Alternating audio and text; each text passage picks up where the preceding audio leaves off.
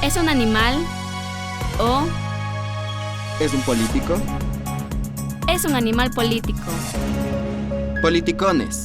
Tu podcast sobre la vida política. Hola a todos y bienvenidos a Politicones, un espacio donde exploramos el desarrollo de la vida política. Como decía Aristóteles, el hombre es un animal político, un son politicón. Mi nombre es Montserrat Zacoto y soy estudiante de la carrera de Comunicación, Periodismo y Producción Multimedia de la Universidad Católica de Cuenca. Hoy nos acompaña un invitado muy especial, el doctor Galo Cárdenas, quien es candidato a la Asamblea del Movimiento Construye Lista 25, quien compartirá con nosotros sus ideas y propuestas para enfrentar los desafíos que enfrenta nuestra sociedad. Antes de comenzar, permítanme presentarles brevemente su hoja de vida. Es abogado y líder comprometido con la justicia y el bienestar de la provincia de La Suay, con una trayectoria destacada en los ámbitos académico, deportivo y empresarial. Ha sido expresidente del Club Deportivo Cuenca en 2 ocasiones y actualmente es candidato a la Asamblea Nacional por el movimiento Construye Lista 25.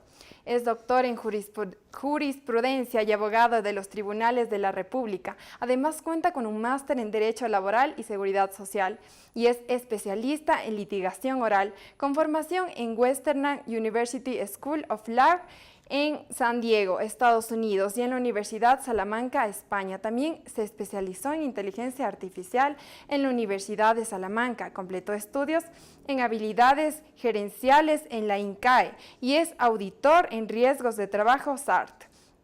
En el ámbito profesional se desempeñó como profesor universitario en las materias de Derecho Laboral, Derecho Empresarial, Derecho Internacional Privado. Fue director principal de la Cámara de Comercio de La Suay y vocal del Centro de Arbitraje y Mediación de las Cámaras de Producción. Su trayectoria deportiva incluye ser director fundador de la Liga Pro y vocal principal de la Comisión de Disciplina de la Federación Ecuatoriana de Fútbol, FED. Asimismo, ha sido miembro del Consejo Universitario de la Universidad de La Suay en 2 periodos. Galo Santiago Cárdenas Rodas combina su sólida formación académica con una destacada experiencia en la gestión y liderazgo, posicionándose como una figura clave para representar a los intereses de los ecuatorianos en la Asamblea Nacional. También tengo el gusto de presentar a nuestros entrevistadores. Ellos son estudiantes de la carrera de Ciencias Políticas y Gobernanza, pertenecientes a la Unidad Académica de Ciencias Sociales de la Universidad Católica de Cuenca. Bienvenidos Jorge Naranjo y Catalina Loja. A lo largo de esta entrevista ellos abordarán diversos ejes temáticos: económico, social, cultural, ambiental, político y de tecnología e innovación. De cada uno de estos ejes se desprenderán las preguntas que ayudarán a conocer a profundidad las perspectivas y propuestas de nuestro invitado. Damos inicio a Politicones, tu podcast, donde exploramos la vida política. Cabe recalcar también que habían 4 preguntas con diferentes bloques, cada uno de ellos, y fue al azar escogido uno por el candidato. Ahora doy inicio, empezamos y con gusto, Catalina. Muchas gracias, Monse. Así arrancamos un episodio más aquí en Politicones. Hoy tenemos el agrado y el gusto de poder presentar a nuestro entrevistado de hoy, de quien se trata de Galo Cárdenas. Bienvenido. Muchas gracias, Katy. Jorge, qué gusto estar aquí en la universidad. Quiero, antes de comenzar, felicitarles. Realmente es la primera carrera de ciencias políticas en el país, así que la Universidad Católica está dando pasos fuertes hacia el futuro y qué bien que puedan educarse en la política. Muy importante, como bien decía en el programa, ¿no? Politicones. Realmente el animal, el hombre es un animal político, y yo decía, mientras más político, menos animal, ¿no? Así que vamos adelante. Una buena filosofía. Efectivamente, de esta manera empezamos tu programa Politicones. Este es el podcast que se ha creado en el sur del país, en la Universidad Católica de Cuenca, y agradecerle también a usted, doctor, por acompañarnos, porque sin usted, más la confianza de nuestros docentes, este programa no sería la realidad que en ese momento tenemos. Vamos a empezar así como con el Cuenquita. Tenemos el tiempo medidito y queremos entrarle con ganas. Así que, doctor, acelere a fondo. Adelante. Vamos a dar inicio entonces con estas preguntas que le vamos a realizar. ¿Qué modelo de desarrollo considera más adecuado para un país como Ecuador? Uno basado en el libre mercado u otro en la intervención estatal. ¿Por qué? A ver, nosotros pensamos de que el Estado debe ser pequeño pero fuerte.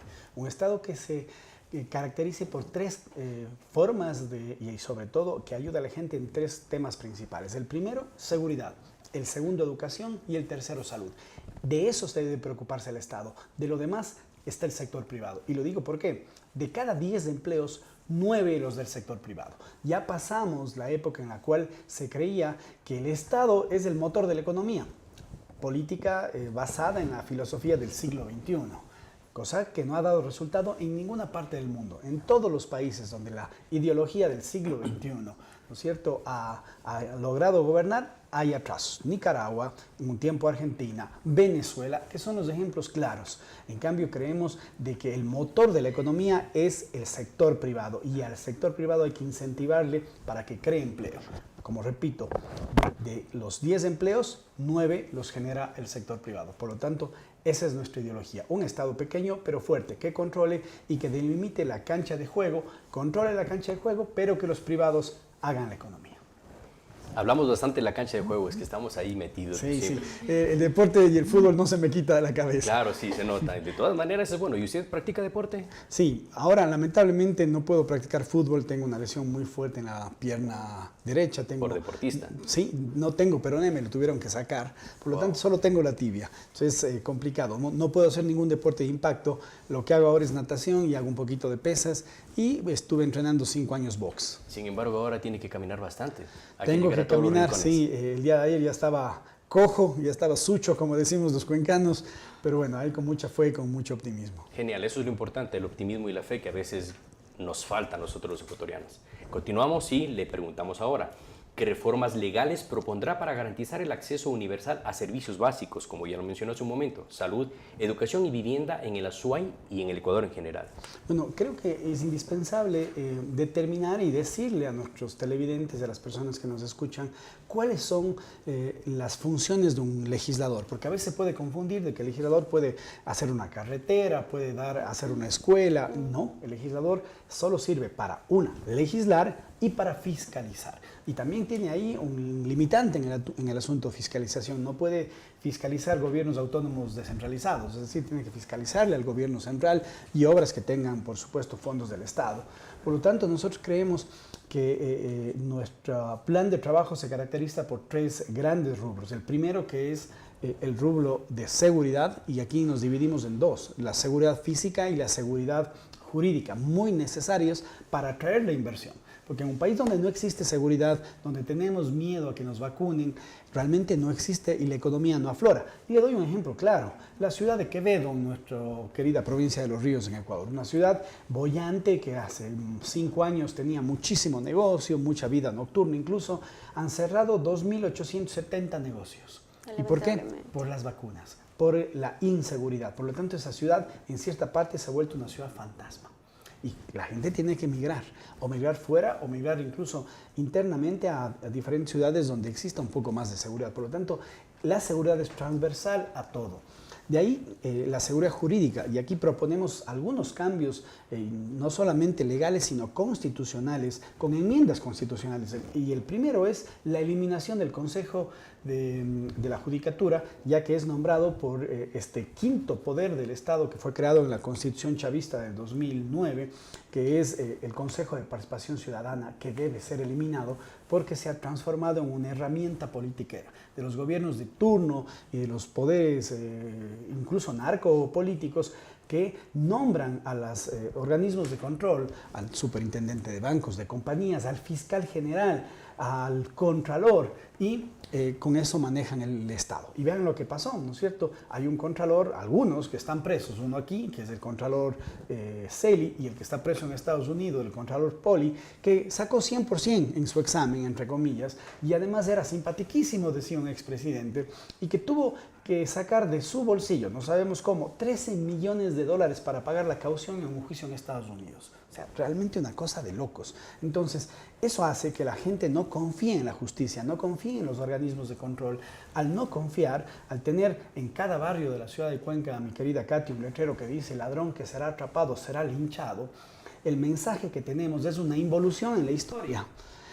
de el ojo por ojo, diente por diente, de volver a la ley del talión, hacer la justicia por nuestra propia mano, porque no creemos en las instituciones y no creemos en los jueces, no creemos en la policía. Por lo tanto, necesitamos una depuración profunda tanto en la policía como en el ejército, y la creación de un escuadrón especial que controle tanto el secuestro extorsivo como las vacunas. Y además poner a los militares en los puertos, tanto públicos como privados, porque por ahí sale la droga. Y además utilizar la ley de extensión de dominio para quitarle el oxígeno a los GDOs, a los grupos irregulares. Esto es necesarísimo. Y además una reforma a través de enmiendas constitucionales para cambiar el Poder Judicial y que los concursos de jueces y fiscales sean concursos con vedurías internacionales, Katy. Y algo muy importante, nosotros estamos poniendo sobre la mesa la discusión de crear fiscales y jueces sin rostro, para que puedan estos fiscales y jueces sin rostro juzgar tanto delitos de narcotráfico como delitos de cuello blanco, es decir, el peculado, cuando alguien se roba plata del Estado, para que no tengan primero que ser sobornados, es decir, les sobornan fácilmente sabiendo quién es el juez, y si el juez es honesto, porque hay muchos jueces honestos, al ser extorsionado o incluso amenazado la vida de él o de su familia. El día viernes pasado, solo este viernes, se mató una jueza de 40 años de la sala penal en la ciudad de Santa Elena, la sala de Santa Elena. Entonces, imagínense el miedo que deben tener los jueces para juzgar tanto a narcotraficantes como a delincuentes de cuello blanco. Por eso es importante los jueces y fiscales sin rostro. Esto, entre algunas otras reformas más, como por ejemplo el bajar del número de asambleístas. Vamos a hacer 151. Y digo vamos a hacer porque estoy confiado de que vamos a llegar con el voto popular. 151 asambleístas que cada uno, con su sueldo y los sueldos de sus 2 asistentes y 2 asesores que le permite la Asamblea Nacional, le cuesta $15,000 mensuales por 151 al Estado. A todos nosotros, de nuestro bolsillo sale ese dinero. ¿Para qué?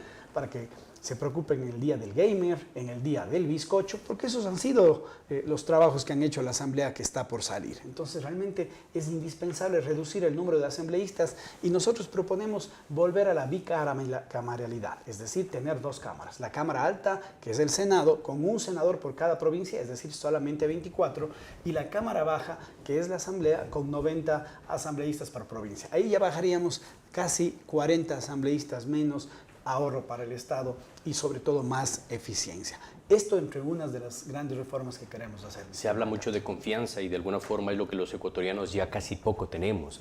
Y me gustaría escuchar de su parte, ¿qué hacer ahora para que también confíen en los políticos? Porque de alguna manera quienes están expuestos son ladrones, corruptos, mentirosos y una larga lista de epítetos de los cuales de alguna forma incluso hasta psicológicamente ustedes tienen que ir preparados para afrontar este tipo de situación. Jorge, lo que usted dice es muy cierto. La Asamblea Nacional cuenta entre el 2 y el 5% de aceptación. Es decir, es una de las instituciones de menos credibilidad en el país. Si le pregunto a cualquiera de ustedes, va a decir, asambleísta, ni loco, ¿no es cierto? Y claro, mi hija de 14 años y mi hija que tiene 23, que acaba de graduarse de comunicadora social, me dicen, papi, ¿qué estás haciendo? ¿Por qué quieres dejar una vida tranquila, una buena vida, gracias a Dios, por mi profesión, y lanzarte a la asamblea? Y yo le digo, realmente quiero cambiar las cosas. Quiero darle el ejemplo de que hay cómo hacer patria en este país. El 50% de los jóvenes quiere irse de este país. O quiere graduarse o irse. No tiene acceso a educación y no tiene acceso a un empleo, a un empleo pleno. De cada 10 ecuatorianos, solamente 3 tienen empleo pleno. ¿Qué significa empleo pleno, Jorge? Seguridad social, 13º, 14º y vacaciones. 7 de cada 10 no lo tiene. O está en el desempleo o en la informalidad. Es decir, no le pagan la afiliación al seguro social. Por lo tanto, esos jóvenes que no tienen trabajo, que no tienen oportunidades, o salen del país a migrar, ¿no es cierto? O están en las filas del desempleo y viven todavía con sus padres, ¿no es cierto?, a costilla de ellos, que tampoco tienen los recursos, o engrosan las filas de los GDOs. Por lo tanto, es importantísimo crear un clima de negocios adecuado para que el inversionista extranjero, el inversionista nacional, el emprendedor que sale de la universidad a quererse poner un negocio, pueda sembrar ese negocio. Hay una estadística que a mí me aterra. De cada 10 negocios que se abren en el país, 7 fracasan los 2 primeros años. ¿Eso qué quiere decir? Que no le estamos brindando las facilidades. Nosotros proponemos una ley para que los negocios nuevos, sobre todo de emprendedores, tengan los primeros 5 años que no pagar impuesto a la renta. Es decir, que puedan engordarse, que puedan realmente robustecerse y luego sí, el Estado le cobra impuestos, pero antes no. Además de una reforma profunda al Código de Trabajo. Un Código de Trabajo, Jorge, que tiene 87 años de vigencia, que se creó con una realidad muy diferente a la actual. Por lo tanto, necesitamos volver a poner en la discusión nuevas modalidades de empleo. Y aquí hablamos nuevamente del empleo por horas. Katy tal vez me dirá, pero doctor, acuérdese que la consulta del año pasado, la contratación por horas, los ecuatorianos le dijeron que no.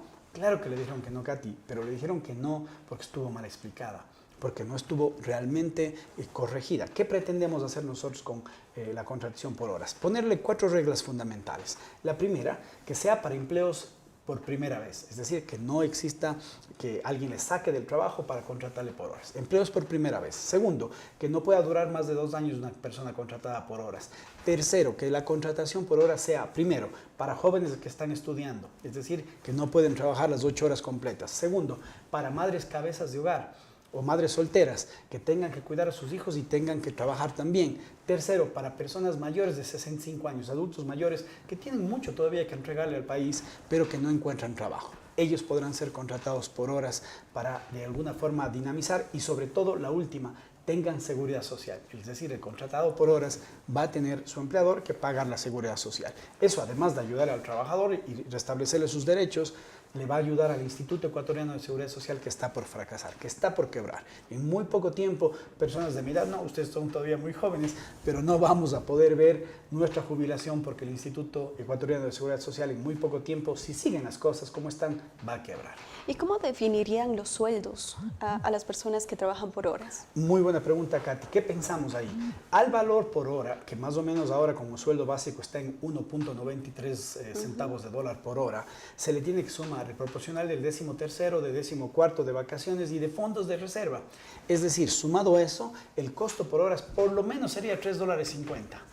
Entonces, una persona que trabaja por horas ganaría $1.50 más que la persona que trabaja con un contrato fijo, ¿sí? Recordemos que solo podría estar 2 años y es justamente para personas jóvenes estudiantes, madres cabezas de hogar y personas de la tercera edad, con afiliación al Seguro Social. En buena hora que existe tu espacio Politicones, en donde nosotros te damos justamente la opción de que te informes directamente de la fuente.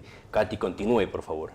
¿Qué propuestas tiene para crear leyes que promuevan incentivos fiscales a los artistas y gestores culturales en el país? Muy buena pregunta.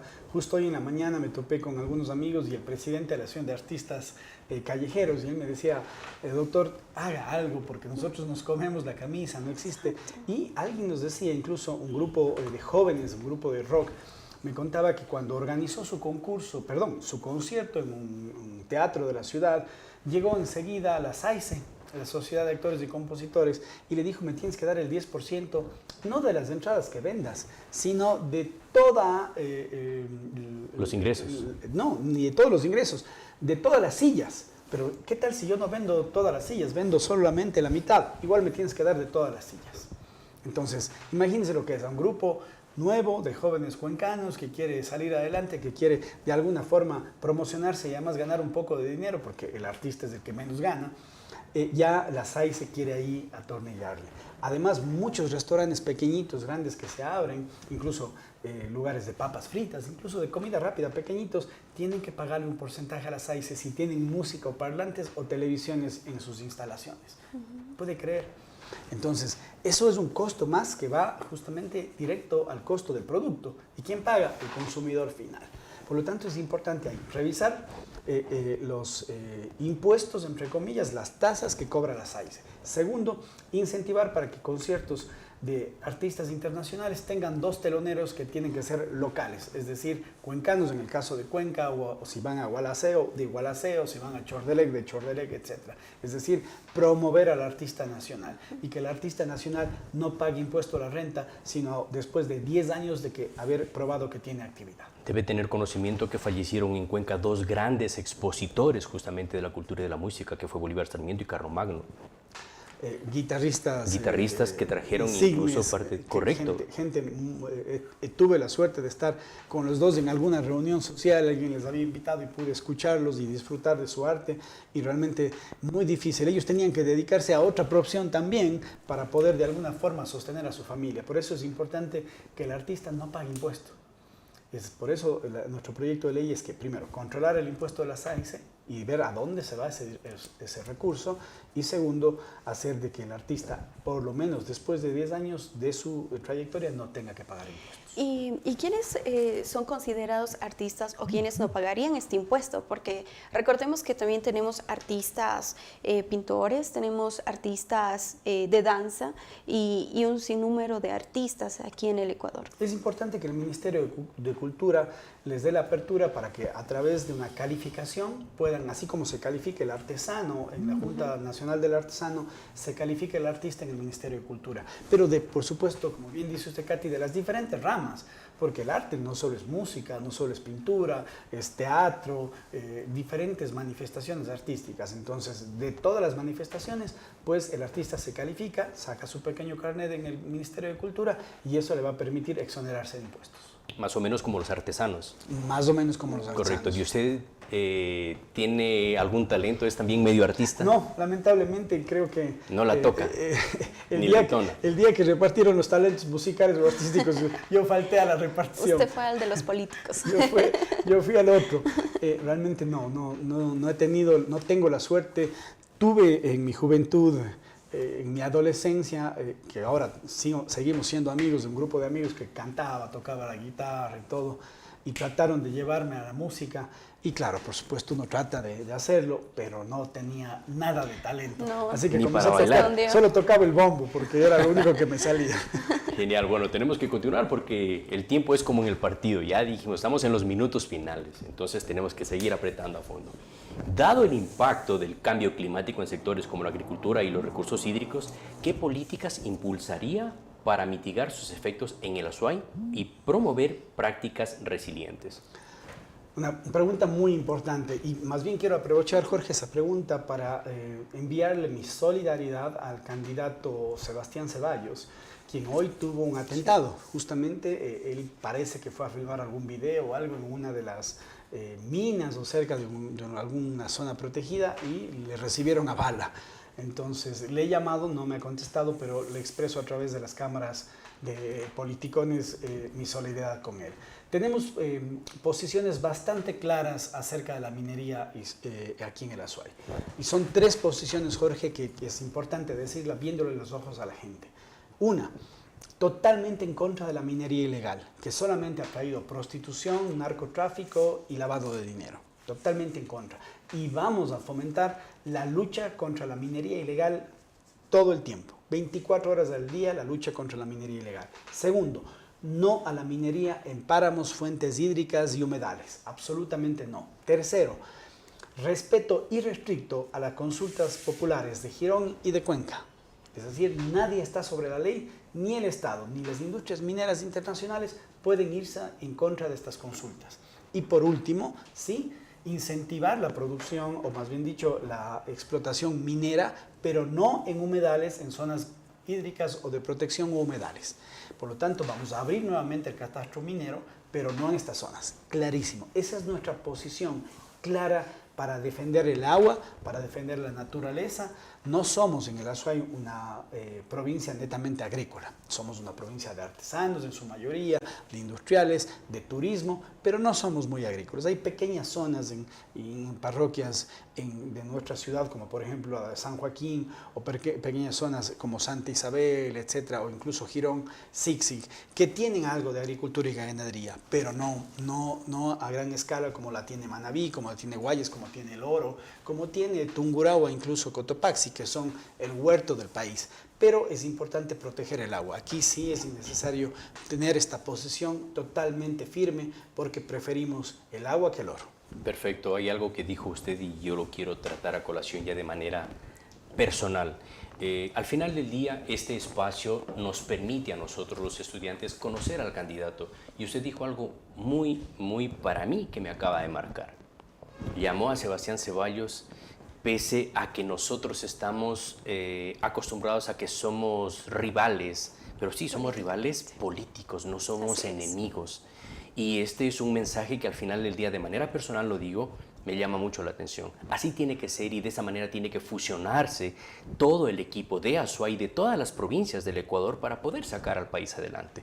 Estas son cosas que al final del día terminan siendo el lado amable de volver a confiar en la política, volver a confiar en los políticos, volver a confiar en la asamblea, volver a confiar en el país. No podemos hacer nunca algo grande si desde lo pequeño nos limitamos. Jorge, yo comparto con usted y más bien quiero aprovechar a ustedes dos, a Monse, a las cámaras de este programa de la Universidad Católica para hacer un llamado a todos nuestros colegas candidatos a la Asamblea y decirles, a ver, juntémonos, hagamos una reunión privada, veamos cuáles son los proyectos de cada uno de ustedes que más le benefician a la Azuay y al país.